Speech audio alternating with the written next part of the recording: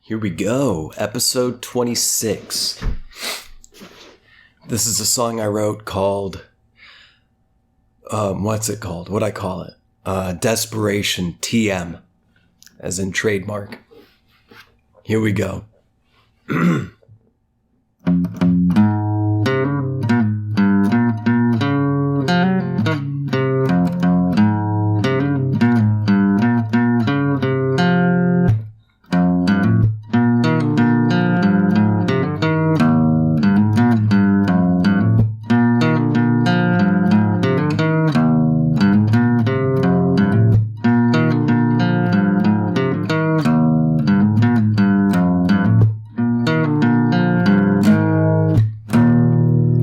Puritanical, mechanical, imperial, can I employ you to try a sample of our brand new line? Keeps you numb, keeps you coming, keeps you glowing, young and thin despite your sedentary lifestyle. It's not heroin, it's not speed, it's not even LSD. It's none of the above and it's nowhere near as fun. It's called desperation.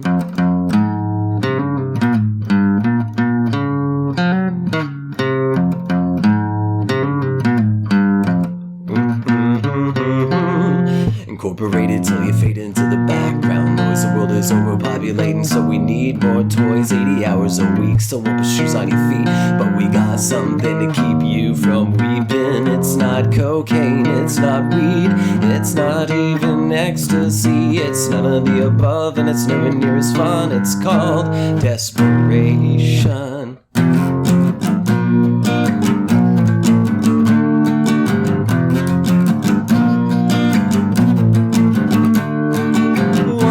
You have a dream about things could be another way.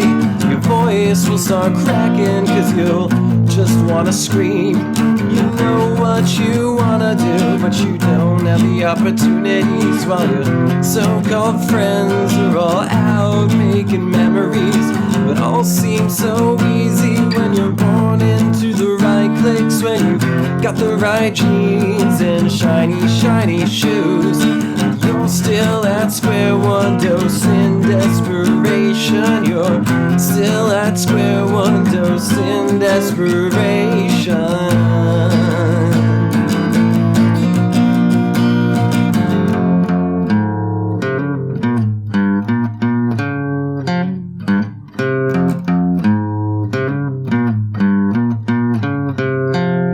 Fly the coop, go abroad, chase a pot of gold. Before you know it, you're growing old, nearly 40. Oh good lordy, will today be the day? Will you wait for the day like yesterday? You've done all you needed to. Part-time job, serving food, received 1,000,000 rejections. Desperation.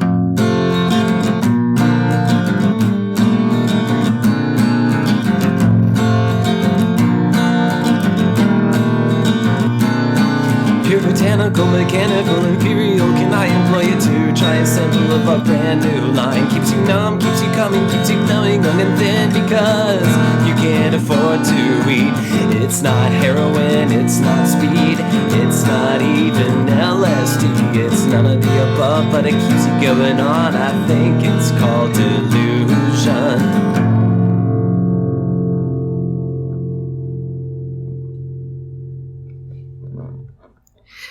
Yeah, that's a song I wrote.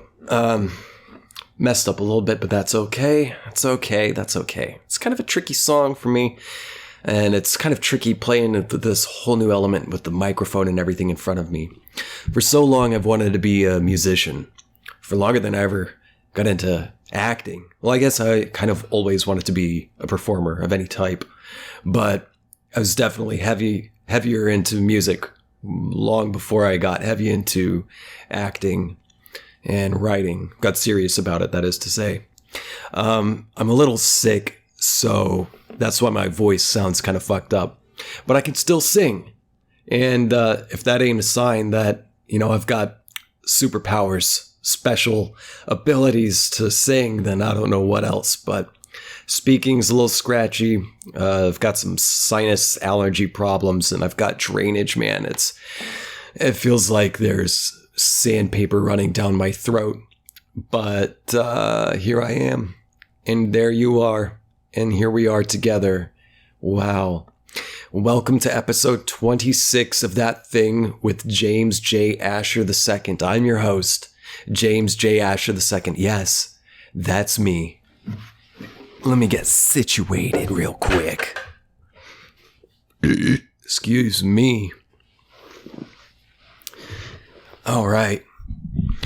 So the last episode was entitled Yogi Philosophy, and I stole the title from the title of this book, which the episode was kind of about, which is 14 Lessons in Yogi Philosophy by Yogi Ramacharaka.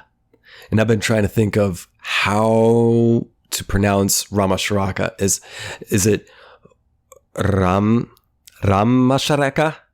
Or is it Ramacharaka? Or is it Ramacharaka? Like I've been saying, it's probably not Ramacharaka, but watch, it might be.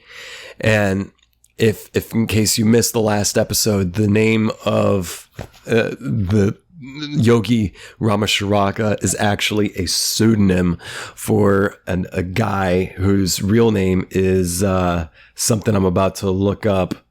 Yogi. I really did not prepared for this as well as I had hoped I would, but William Walter Atkinson is the name of the real guy. William Walter Atkinson. That is Yogi Ramacharaka, and Yogi Ramacharaka is William Walter Atkinson. Now, the last episode I named Part 1, mostly because I didn't get into the book as much as I intended to. And so that's what this episode is about. I'm going to get into the book itself. I'm going to read some stuff to you. But before we get into that, let me take care of some business. If you're watching this on YouTube, and if you haven't done so already, please subscribe to my YouTube channel. And hit the little bell icon next to the subscribe button so you can get notifications whenever I upload new videos. And, I put at least one video out a week. That's usually my thing, one episode a week. Yeah. So, and like the videos you like, as in, hit the like button, write a comment, and share the show with your friends if you enjoy it, and you know anyone else who might enjoy it, check it out. And let's see what else. I have a Patreon account. If you want to donate to the show, I already have a donor. He's been with me since the very beginning of this show. Josh, my man, you are my personal hero. Thank you so much for your support, and thank you to everyone who has supported this show, who's watched it, who's sent me emails, words of encouragement, anything. Thank you all for watching and supporting and joining in this experience. And, if you want to donate so I can keep the show going and so I can save up money to get better equipment and to keep producing more and better content and to get more guests and stuff like this. If you want to donate, you may do so at my Patreon, which is patreon.com/ThatThingWithJames. The details of this stuff will be in the description. There'll be links and stuff like that for all this stuff I'm talking about in this business segment. But yeah, patreon.com/ThatThingWithJames. You can donate. It's a monthly donation sort of thing. And I have it set up from different tiers ranging from $1 per month all the way up to $15,000 per month if you have fuck you money, or if you're just really poor at money management, or if you're just like really generous and you want to go destitute and be like, I'm going to fucking gamble on this James guy. I'm going to give him all the $15,000 I have in my bank account. And a percentage of that is going to go toward Patreon but then James will get the rest, the remainder, which is a larger percentage. Let's see. I've done YouTube, Patreon. You can find me on Instagram and Twitter. My handle is at James J. Asher, JamesJasher. Yeah, so James J, as in the letter J, Asher. And if you're audio, please rate and review the show. All this stuff helps me get some kind of traction so I can get more viewers, so I can maybe get some more suggestions for things to talk about on the show. If you have any suggestions for some subject for me to talk about, if you have some musings you've been thinking about that you want to share, if you have any questions personally, or if you're in search of advice, you may email me at my podcast email, which is ThatThingWithJames@gmail.com. ThatThingWithJames@gmail.com. And I'll answer your stuff and get back to you. I've actually got a viewer question that I'm going to get to today after the stuff with the book. And yeah, so that's all good. Am I missing anything else? Let's see. I've done a YouTube subscription, Patreon, audio rate and review, social media, and email. And I think that's the stuff. Oh, I've got a website. That's right. JamesJasher.com. I've got a blog there. You can go way, way back and see some writing exercises and musings I did, essays I did before starting this show. And you can also get my agent's contact info on my contact page of my website. Or if you want to contact me directly, just email me at ThatThingWithJames@gmail.com. Now, let's get into the show. Let me tell you something.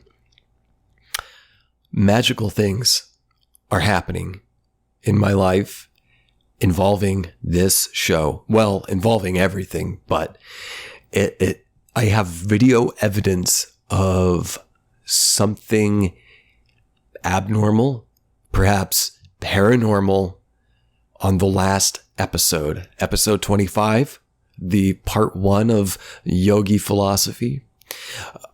If you go to minute 56, I will be talking about something that I was, I guess, reading either from the book or about William Atkinson, Yogi Ramacharaka himself. And go to minute 56, and a few seconds in, you will see 2 light anomalies.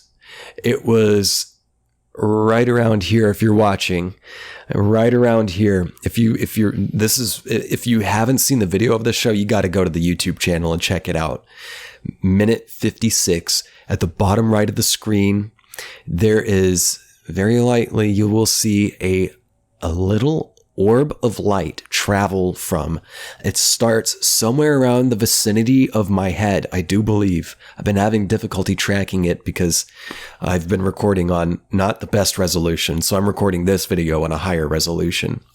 But this orb of light that I noticed, it starts around my head. I think it might have come out of my mouth as I was talking about energy healing, prana, like spiritual healing, stuff like this, stuff that's in the book. I was talking about that. And like right after I say the word spiritual healing, wow, yeah, that's so cool. Oh, that's so wow. Something to that effect. You look down there, like minute 56, maybe 2 to 3 seconds in, you will see a little orb of light float by on the bottom right of the frame. A little orb of light float by. And if you go to my social media accounts, on my Instagram account, if you look back, you'll find a 1-minute video of me videotaping the video of me finding that orb of light, that light anomaly. And the thing is, the next day, when I uploaded that video to my social media, I noticed that there was a second orb of light that appeared before the one that I first noticed. So the second one starts like right over here. If you're watching, it starts off to my left on the bottom right of the screen. It just like appears out of nowhere and then travels upward. And then the second one, like immediately after the first one disappears, kind of like comes out of my mouth or somewhere around there and floats down past the microphone and off to my left, which would be off to camera right. So the right side of the screen that you're watching, you'll see it bottom right. It travels off to the right. But there's 2 orbs of light that appeared after I was talking about prana and energy and spiritual healing and shit like that. And so the thing is, these weren't bugs, man. These were not insects. These were very much light anomalies, small orbs of light that appeared out of thin air and floated and disappeared into thin air. What the fuck, dude? Now, Emily and I, my girlfriend Emily, we are fans of this show called Ghost Adventures. It gets made fun of a lot, and we make fun of it a lot. It's easy to make fun of. If you're unfamiliar with it, check it out, Ghost Adventures. It's a show on the Travel Channel. It's been around for years. But the main guy's name is Zach Bagans, and he and his friends were all from Las Vegas. They go ghost hunting. And the show started off from a documentary they made. They made like a 45, 50-minute documentary that you can find online. I'm pretty sure it's on YouTube. They made a documentary before the TV show started with their own money. They got video cameras and went on a ghost hunting place to this place that they heard was haunted. And some shit happens, man, that you can't explain. And they sure as fuck did not have enough money to fake the stuff that happened, like a brick flying through the air or heavy pieces of wood falling down and shit like that. And one of the things that's great about that documentary, and especially about the earlier episodes of the TV show Ghost Adventures, is that they go through a pretty rigorous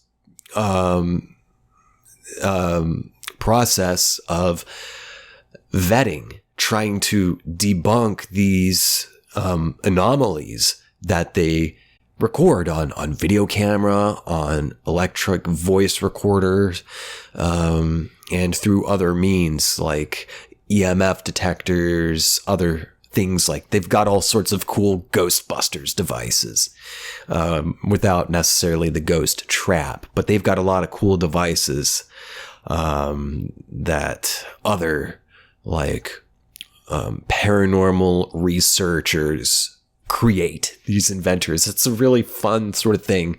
And who knows? Some of the stuff does seem fake. There's definitely other ghost hunting shows that do present fake shit, but and I'm a skeptical person, you know? I'm agnostic. I'm open to the idea, but I'm also open to paranormal things being a reality, but I'm also open to the idea of it just being a scam or anything else fake. I'm open to either way.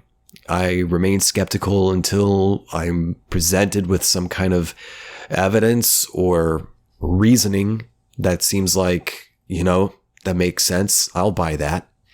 And so one of the things that they capture on the show are what they call light anomalies, and they are orbs of light, and they will, you know, zoom in, they'll do whatever to try to replicate any kind of weird lighting effect. If there was a lens flare of some type or a reflection off of something, or did they cast a shadow? Was there like traffic outside light coming in or something?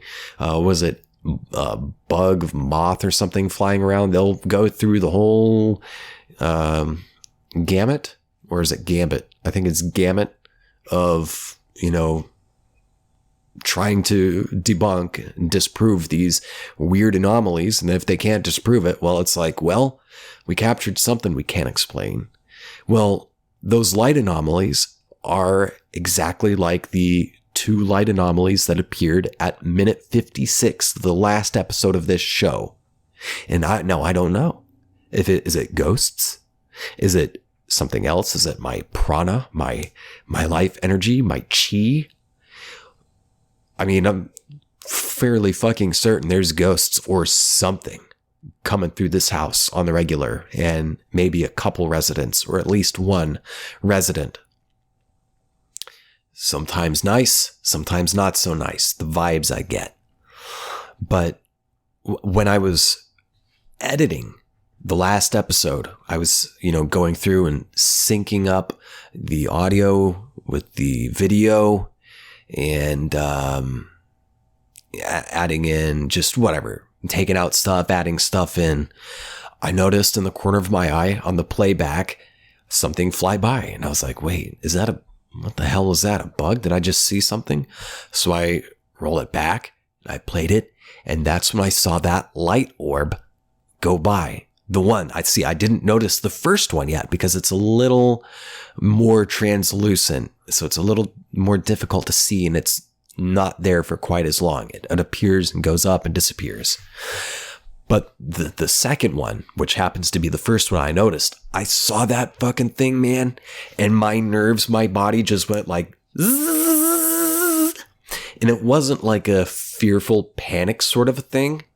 I just got this like buzzing feeling through my all of my nerves, and this, like, I got really emotional. I felt like someone was standing. See, I was in the apartment alone at this time. This was like last Saturday at like 11 p.m.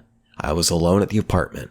Emily was gone to work, and I went back to see if I was just seeing things, and no, I went back and I saw that light anomaly, and my nerves started buzzing and everything, and I got this like overwhelming feeling of love.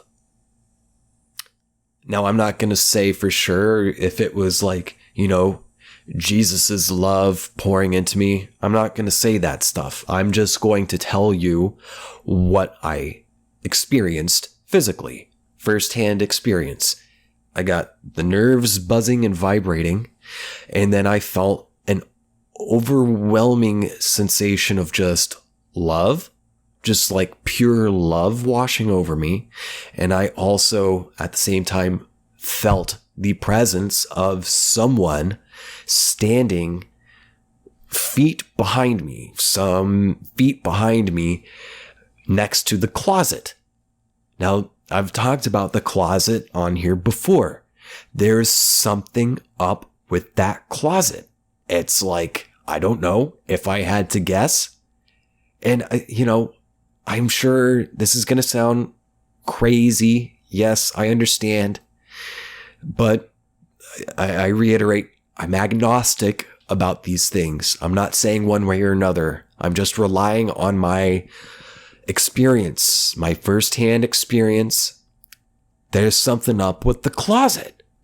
I frequently feel like there is a presence there, a person or something, some conscious presence in that closet. Like there's some kind of portal between, I don't know, dimensions or something, between here and the mirror dimension, or between various wavelengths of matter, different frequencies of existence or something. I don't fucking know, man. I don't know. I've probably lost so many people right now talking about this stuff. They're like, this guy's fucking crazy. But then maybe I'm gaining some more followers or something, like saying, yeah, this is the shit. Keep talking about it. That was a fucking alien from Sirius, man.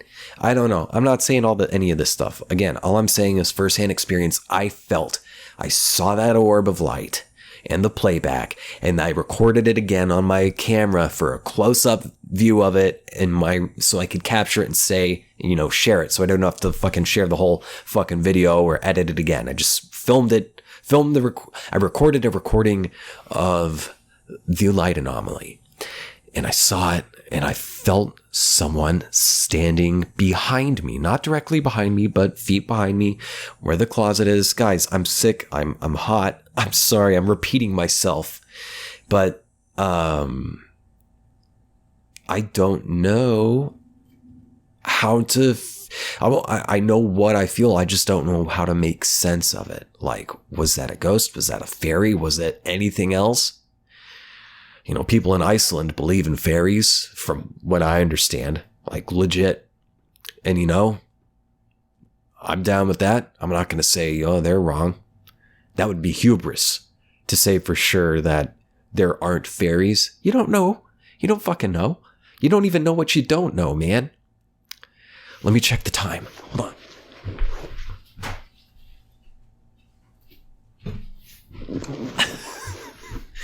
I need to take a water break. Okay, I'll be right back. I'm back. Now, last week, before I even started editing the episode, syncing the audio and the video, which was before I noticed that light anomaly, I noticed something else odd about this microphone right here. See, the gain, there's a knob on the back that controls the gain, and I usually have it set at 25%. And I had it indeed set at 25% while I recorded the last episode. And I don't touch the knob, you know?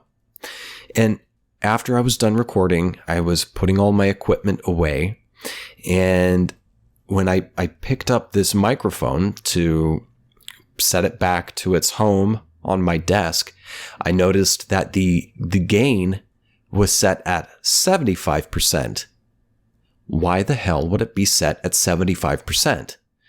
See, there's no way I would have touched it because I did not mess at all. I didn't touch the gain at all until before I recorded, and I checked it before I got into the episode to make sure, yes, it was at 25%, and it was at 25% through the whole recording.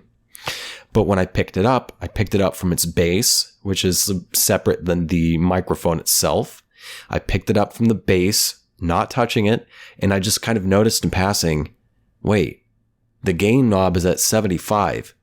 That's 50% higher than I had it set at, and I didn't touch it. Why the hell is it at 75? And I didn't really think anything of it. So I just turned the gain back down to 25% and put the microphone in its home on my desk. And I proceeded to edit the episode. And it was not until next Monday, a couple days later, that I remembered, oh wait, what the fuck was up with that? I saw those orbs of light. And then after the episode, I went to the bathroom and then came back and picked up the microphone and saw that the gain had changed on its own. I guarantee you 100%. I have, unlike our president, who will guarantee you that he has a great memory, and I assure you he doesn't. I'm telling you, I've got a great memory, and I do have a very good memory. The best memory. I didn't touch it, man. How did it fucking move? Weird stuff going on, my friends. Weird stuff. Now, I said I was going to get into this book. Let's get into it, huh? All right, here we go. I'm not going to read the whole thing, but I want to read a part that I read when I opened it up when I first found the book. I talked about last week how I was looking for a copy of Dune. And I saw this book sitting on top of it, and I grabbed it because I forgot I had it. And I saw one of the pages was dog-eared, so I opened it up to this page. And let's see here. No, that's not where I opened it up. There was another one. I just passed by it, people. Okay, here it is. I'm going to read this. This was... chapter whatever. It's the 7th lesson of 14 Lessons in Yogi Philosophy by Yogi Ramacharaka. The 7th lesson, Human Magnetism. Human magnetism, as the term is used in these lessons, is a very different thing from that which the public generally terms personal magnetism. Personal magnetism is an attribute of the mind and belongs to the subject of the dynamics of thought. Human magnetism, on the contrary, is a manifestation of prana and belongs to that part of the general subject. Mind you, this book was first published in 1903. So this was all written in 1903, okay? The term human magnetism is a poor one, but like many other such terms, is used for want of a better one, and to avoid the coining of new terms which would be likely to confuse the student. The Sanskrit contains terms perfectly fitting each phrase of the subject, which terms have come into use as the knowledge of the subject grew. And such will be the case as the knowledge of this philosophy of the Orient becomes more generally known to the Western people.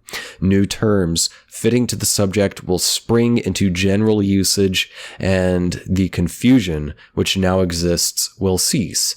We prefer the term human magnetism to that of animal magnetism, as the latter is generally confounded with some manifestations of mesmerism. But this human magnetism is not the sole property of man. Can you hear that ambulance? I'll let it pass. This is such a noisy neighborhood. All the fucking time. Okay, here we go. But this human magnetism... there's another one. All right, I'm going to keep going. But this human magnetism is not the sole property of man, for the lower animals possess it in a degree. There is this difference, however. Man is able to consciously direct it by his will and through his thought, while the lower animals use it more or less unconsciously and without intellectual aid or under the control of will. Both the lower animals and man constantly throw off this magnetism or pranic energy unconsciously, but the developed or physically educated man has the force under his control and can either repress it to a great extent or throw off greatly increased quantities of it, and may also direct it to any place or spot. He can also use it in connection with his thought waves in order to give the same a greater carrying power and strength. At the risk of being charged with needless repetition, we wish to impress upon your minds that this pranic energy, or human magnetism, is a very different thing from thought force, quote-unquote thought force, or any exhibition of the power of thought, except that it may be used in connection with thought waves, as above stated. It is merely a blind force of nature, just as is electricity or similar forces, and may be used consciously or unconsciously, intelligently or unintelligently, wisely or foolishly. It has no intelligent action except as directed by the mind of its user. Quote, human electricity, end quote, would be a far more appropriate name for it than human magnetism, for it resembles electricity far more than it does magnetism. 1903, folks. With this explanation, we will continue to use the term magnetism, asking you always remember just what we mean by the term. Human magnetism is a form of pranic energy. We have said some little about prana in our first lesson. Prana is the universal energy and is found in varying forms in all things, animate or inanimate. All forms of force or energy are but manifestations of prana. Electricity is a form of prana. So is the force of gravitation, or gravity. This was, mind you, written and published before Einstein wrote and published his special theory of relativity, which has a lot to do with gravity. people. So is the force of gravitation. So is human magnetism. It is one of the 7 principles of man and is found in a greater or lesser degree in all human organisms. Man extracts prana from the air he breathes, the food he eats, the fluid he drinks. If he be deficient in prana, he becomes weak and lacks vitality, quote unquote, as the term goes. When his supply of prana is sufficiently large for his needs, he becomes active, bright, energetic, and, quote, full of life. We have given directions regarding the acquiring and storing up of prana by means of breath in our book, The Science of Breath, and will give directions for its best absorption through food and fluids in our forthcoming book, Hatha Yoga. There is a great difference in the amount of prana absorbed and stored up by different persons. Some are surcharged with prana, and radiate it like an electrical machine, causing all others with whom they come in contact to feel increased health, strength, life, and vigor. Period. Others are so deficient in prana that when they come into company of other persons, their depleted condition causes them to draw upon the pranic supply of magnetism of the others. The result being that the other persons so drawn upon are apt to feel uncomfortable and weak after the interview. Some people are practically vampires and live upon the magnetism of others unconsciously, usually, although some have acquired the knowledge that they may live on others' strength in this way and practice their wicked arts consciously. This conscious use of their power is a form of black magic and is attended with certain psychic penalties and punishments, but no one can be thus drawn upon either by the unconscious demand of others or by conscious design after they have once learned something about this human magnetism and its laws. Human magnetism, or pranic energy, is a most potent therapeutic force, and, in one form or another, it is found in the majority of cases of psychic healing. It is one of the oldest forms of natural healing and may be said to be almost instinctive in the race. A child who has hurt itself or who feels pain at once runs to its mother, who kisses the hurt part or places her hand on the seat of the pain, and in a few moments the child is better. When we approach one who is suffering, it is very natural for us to place hands on his brow or pass our hand over him. This instinctive use of the hand is a form of conveying magnetism to the afflicted person, who is usually relieved by the act. The holding of a babe to its mother's bosom is another instinctive act for the same purpose. The mother's magnetism goes out, propelled by her loving thought, and the child is soothed, rested, and strengthened. Human magnetism may be thrown off from the system by means of a desire or thought, or it may be more directly passed to another by means of the hand, contact of the body, a kiss, the breath, and similar ways. We will speak of this matter again in our 8th lesson on occult therapeutics. It is impossible to give a plain, clear explanation of just what this human magnetism is unless we go into the deeper occult teachings, which are not fitted for the beginner. To tell what human magnetism is, we must explain what prana is, and in order to tell what prana is, we must go right to the root of the matter and discover the true nature and origin of quote-unquote force. Something which modern physical science has failed to do.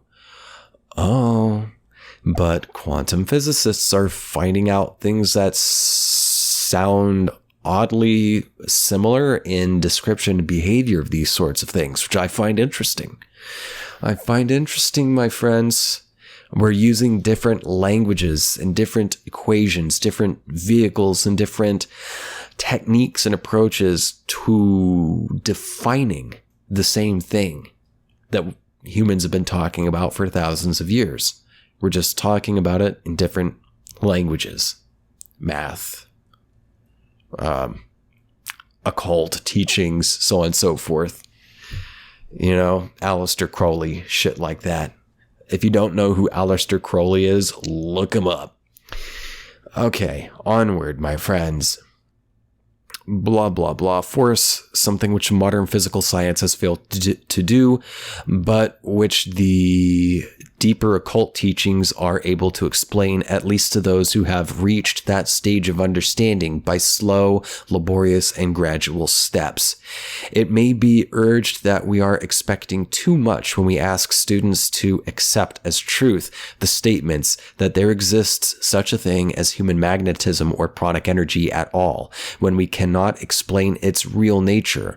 Replying to this objection, we answer that there are many things which may be proven by their observed effect, although the thing itself cannot be explained in plain terms. Take electricity or magnetism, for instance. Magnets, how do those work?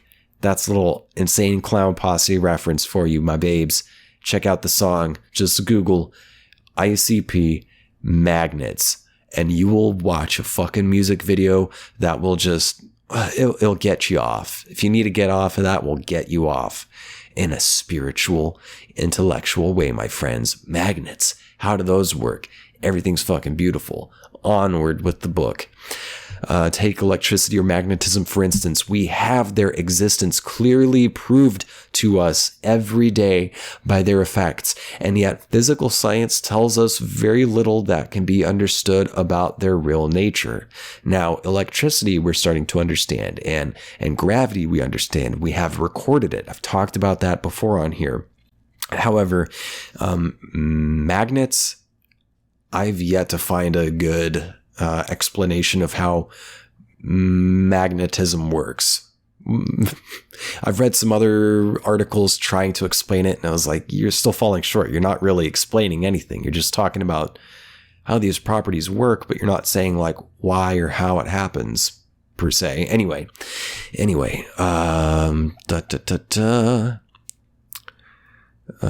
understood about their real nature. And so it is with other exhibition of pranic energy, human magnetism. We look to its effects for proof rather than try to solve the mystery of the common source of all forms of force, prana.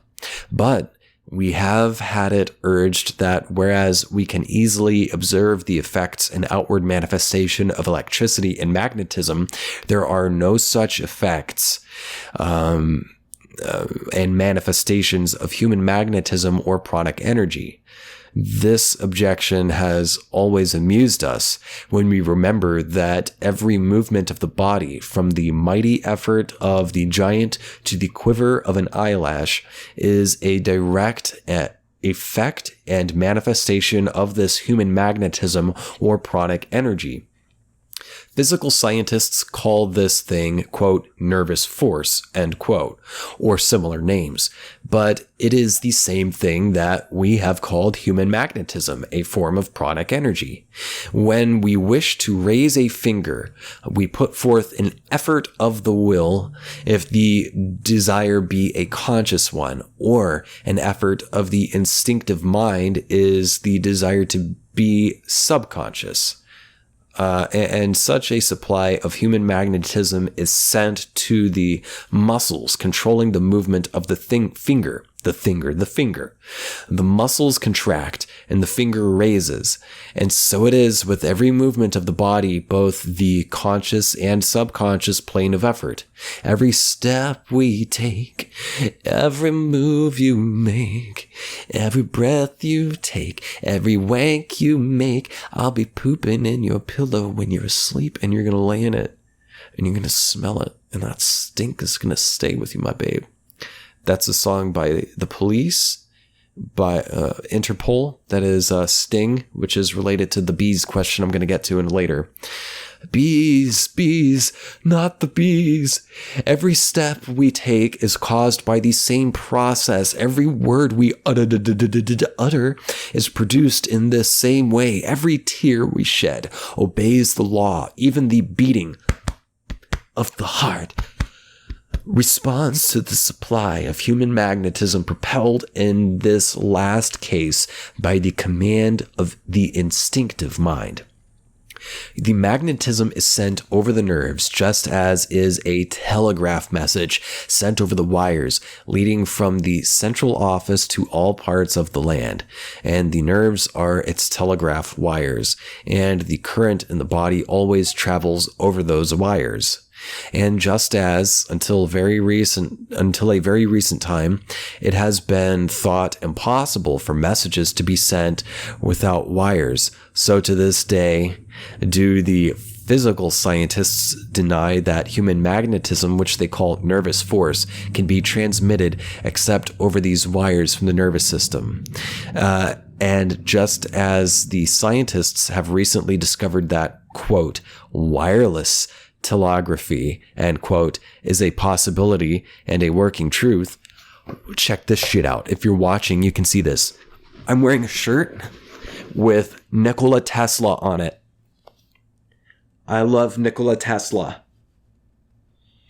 It says Tesla on it, and it has like an illustration of Tesla holding a like Tesla ray gun with a pigeon on his shoulder because he fell in love with and had a deep connection with a pigeon before he died. It's a long story, but he invented radio waves, Nikola Tesla, and he was really into this kind of stuff. I guarantee you, man, I don't know for sure, but I would be very surprised if Tesla was not familiar with Yogi Ramacharaka, nor with the concepts of prana. I recently came across some stuff, I guess, saying like, God damn, I hope I don't sound like Alex Jones. I recently came across something. I've heard the argument. I haven't looked into it, but I've heard the argument that Tesla was like into Buddhism, mysticism, and the occult. It would make sense. Because he had some pretty far out ideas that kind of, they've proved themselves. So we wouldn't have cell phones. We wouldn't have radio right now. He created radio waves and alternating current and so many other things. Fuck Thomas Edison. Fuck Thomas Edison, okay? That's all I'm going to say about that. Wireless telegraphy is a possibility and a working truth. So have the occultists known for centuries that this human magnetism can be transmitted from person to person through the astral atmosphere without the need of wires or nerves. Have we helped you form a clearer idea of human magnetism? So on and so forth. There are more pages left, but I think you get the idea. I'm going to keep that there, and I'm going to take another quick break, another water break, and I'll get into the final trimester of this show. Be right back.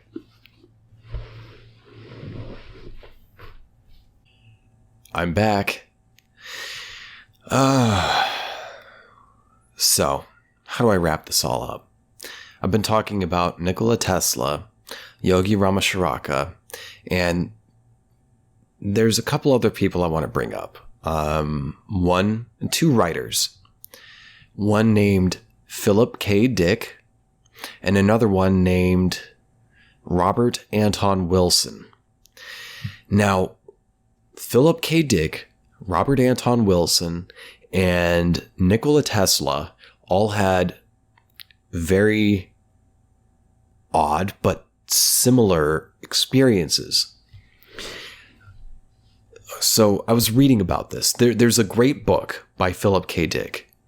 If you have not heard of Philip K. Dick, I assure you, you have. And if you haven't heard of his works, I assure you, you have. He wrote Do Androids Dream of Electric Sheep?, which was a story that was adapted into a film entitled Blade Runner. He wrote Blade Runner. He wrote A Scanner Darkly. He wrote The Man in the High Tower. He wrote The Minority Report. He wrote a lot of different things that have been turned into movies in the last several years of his life. He became extremely prolific, and he died rather young. I think he died just shy of 50 years old. Philip K. Dick did. But one of his best books, in my opinion, is one called Valis. Valis is an acronym, VALIS, which stands for Vast Active Living Intelligence System. Valis is kind of, when I read the book, in the book, which is a fiction, which was also based off of some nonfiction stuff that he experienced, Valis is something, the way he described it is the way that I personally describe or believe what some people call God. Some people call God. I call it this vast consciousness of which we are a part. We are singular consciousnesses, part of this whole. We are one, but at the same time, we are singular, but also one at the same time. Together, we are part of Valis, part of this vast, active, living intelligence system. Now, sometime in his, I guess, mid-40s, Philip K. Dick had to get some surgery done. He had to get 4 of his wisdom teeth removed, cut out.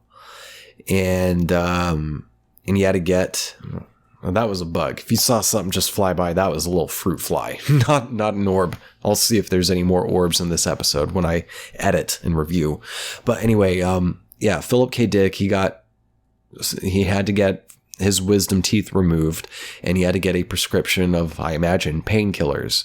And so he returned home, and a young woman from the pharmacy delivered his prescription to his apartment in suburban California. He lived not far from Disney World, whichever one's in California, Disney World, Disneyland, I don't know. I've never been. But the Disney park in California, he lived near there. Philip K. Dick did. And so he was home alone. I guess his wife and kids were off somewhere. And this young woman delivered his prescription to him.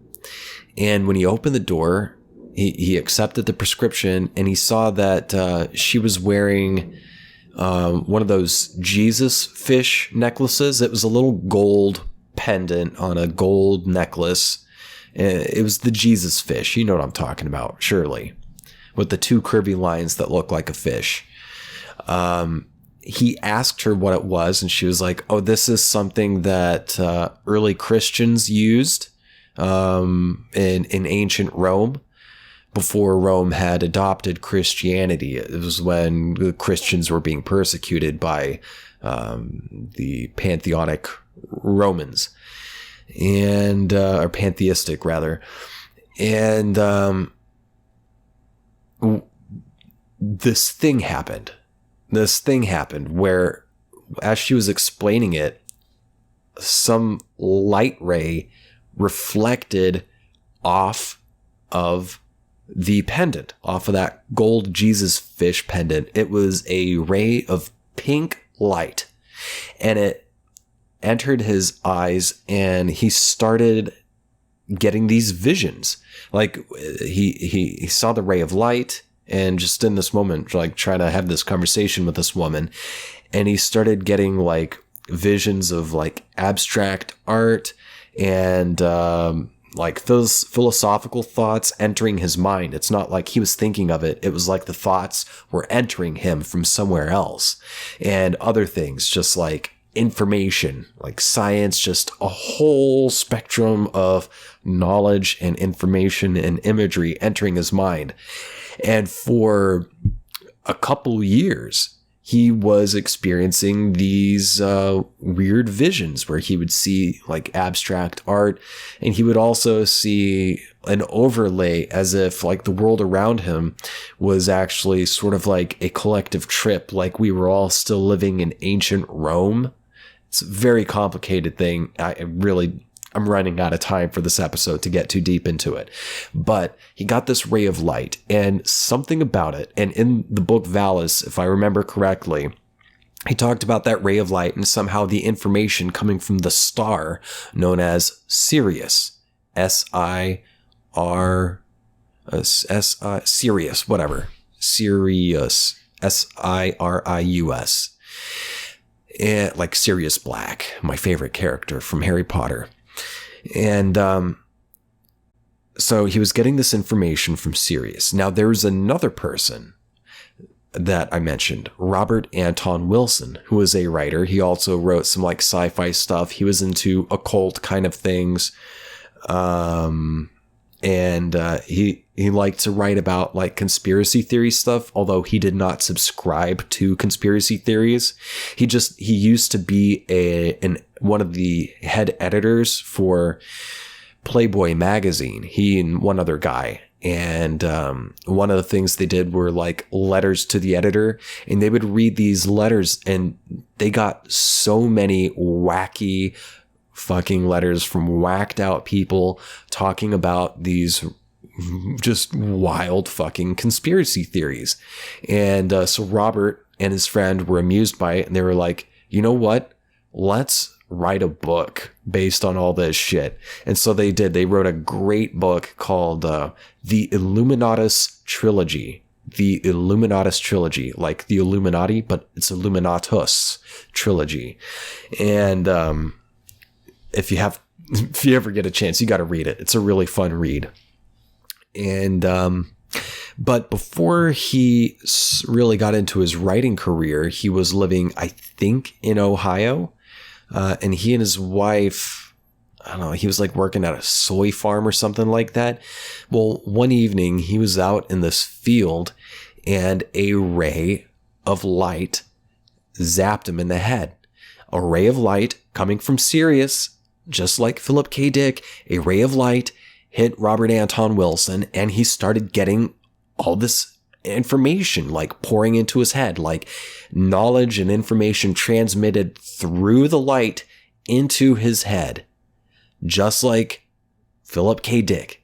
That happened to Robert Anton Wilson. And there was a third person who had a similar thing happen to him, and that's Nikola Tesla, the man who is on my shirt, or who's depicted on my shirt.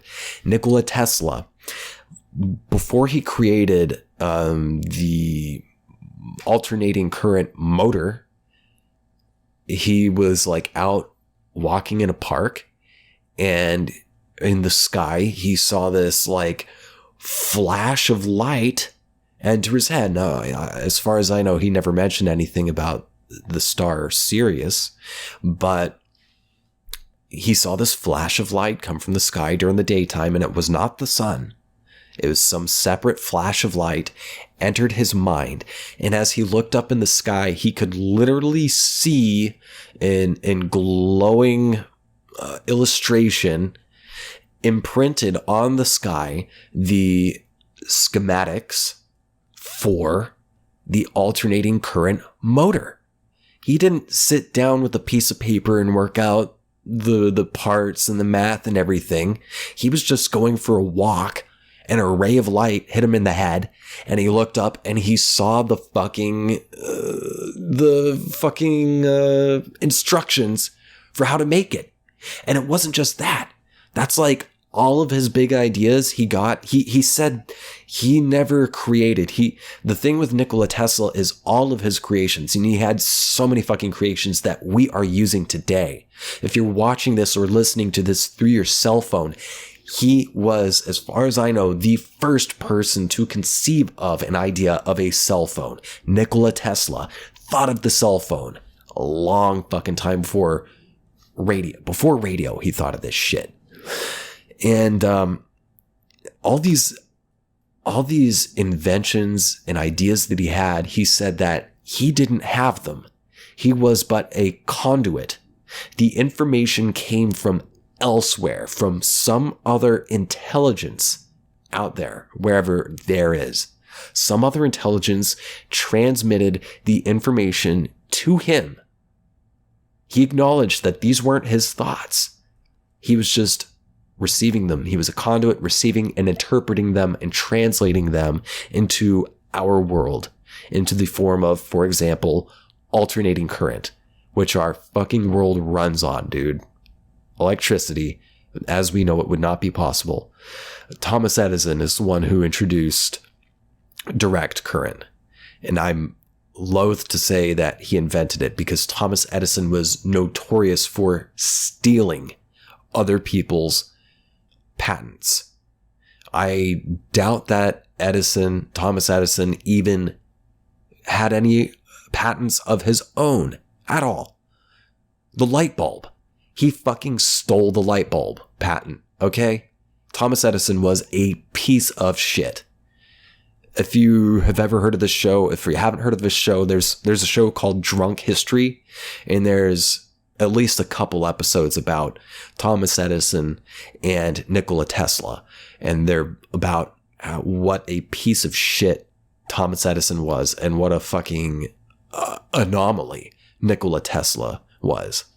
And I can tell you, I don't want to compare myself to Tesla or Dick or Wilson, but I must tell you that whenever I am in flow, whenever I am creating something, a song or writing something, or getting some like big idea that turns into something cool, art-wise, I don't think this stuff. It just comes to me. The information just comes to me from somewhere. I'm not going to say that I thought that information up. It literally feels like I received this information and then I just kind of like, I'm a conduit and I translate it, into our physical world. Interesting stuff, dude. Interesting fucking stuff. And maybe there's all sorts of information out there. Maybe take some time. Take 30 minutes. Sit by yourself. Turn off your TV. Get away from your computer. Unplug. Don't have a book. Just sit by yourself for 30 minutes and just sit alone in a room and see what happens. Ask yourself, whose thoughts are these? Hopefully you're not schizophrenic. However, even a healthy mind, maybe not all of your thoughts are your own. Maybe you're receiving some thoughts, maybe thoughts fly around like radio waves, and we are transmitters and receivers, conduits, cool shits. Okay, now on to the fun question from Jaime, the one guy who usually sends me questions. And Jaime, buddy, keep sending them, dude. Thank you for watching this show and supporting it and everything. And now Jaime asked, do you think bees know that they will die when they sting somebody? Honestly, I can't say, man. I can't say. It would be interesting if they did know that they would die if they were to sting somebody. Because then, that begs the question, like, what's going on with the bee's mind at that point? Are they saying, like, this is it, I have to survive? Or are they just, like, do bees get just so fucking pissed off? They're just like, I'm gonna fucking kill myself and fuck you up at the same time, kind of a thing. Is it a kamikaze kind of a thing? Are bees kamikaze pilots? Are they jazzed up on methamphetamines, put into a tight situation where they can't get out?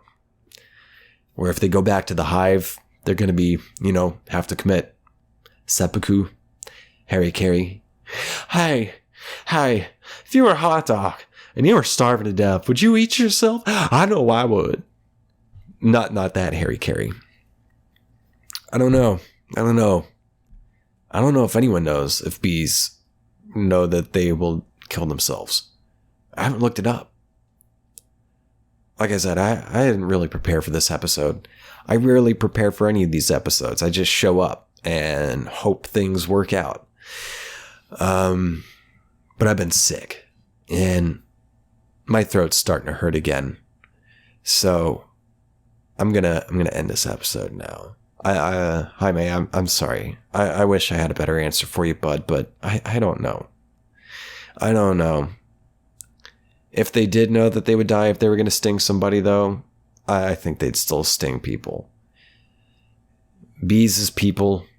People's people. Rocks is people. Everyone's people. And people can be pretty fucking dumb and desperate sometimes. So I think if bees knew that they'd die if they stung, I think they'd still do it. If the situation lent itself to being a kamikaze bee. Kamikaze bee. Ooh, kamikaze bee. Dude, it's so fucking disappointing about Cosby. I saw him live in Tulsa at the TPAC, Tulsa Performing Arts Center. It was a great show. Turns out, he's a fucking piece of shit. Anyway, thank you all for watching again. If you want to donate, you may do so at patreon.com/ThatThingWithJames. Please subscribe to my YouTube channel. Like and comment and share the show with your friends. If you're listening to this, rate and review, please, and share the show with your friends. And you can find me on Instagram and Twitter at James J. Asher. You can email me, James J. Asher. Wait. No. It's ThatThingWithJames@gmail.com. And you can also visit my website, jamesjasher.com. And I will see you next week. Who knows what next week's going to be about. Stay cool. I love you, and I hope you have a good week and don't get sick, okay? Drink lots of water. Bye.